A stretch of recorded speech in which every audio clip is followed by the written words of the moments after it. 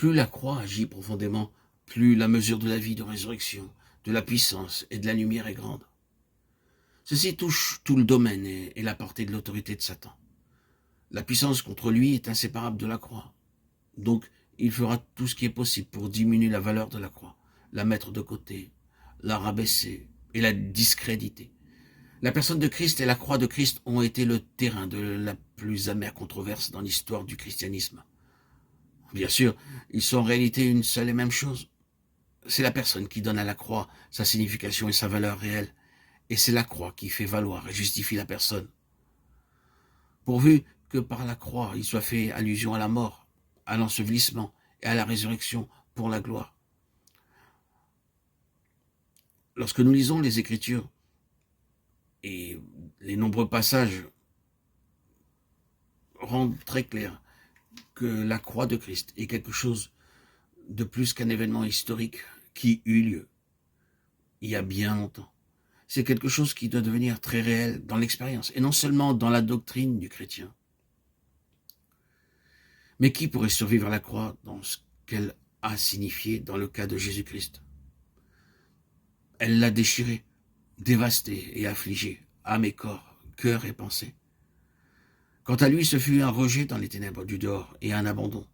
Toute l'agonie éternelle fut concentrée dans quelques heures et dans un dernier moment terrible.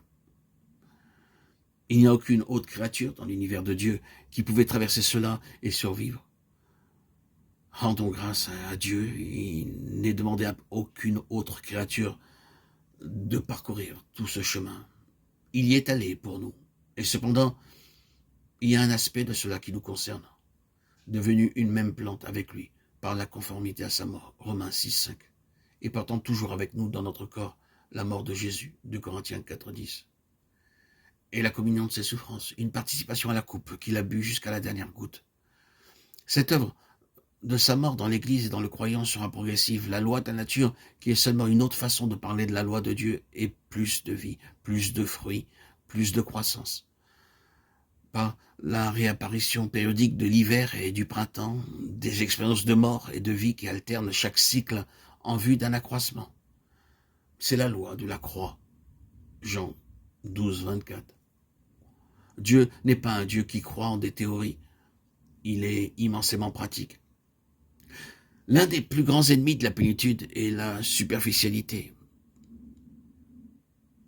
Nous vivons un âge de bénéfices immédiats, de gains faciles, du moindre ennui, de l'obtention de tout par un effort. Un ennui et un prix, les plus petits possibles. La profondeur est une dimension perdue. La résistance est une qualité négative. C'est la raison pour laquelle Dieu permet des guerres et des bouleversements de la nature et des difficultés. On n'entrera au ciel qu'à travers la tribulation. La tribulation est le principe de la croix que Dieu maintient devant les yeux des hommes.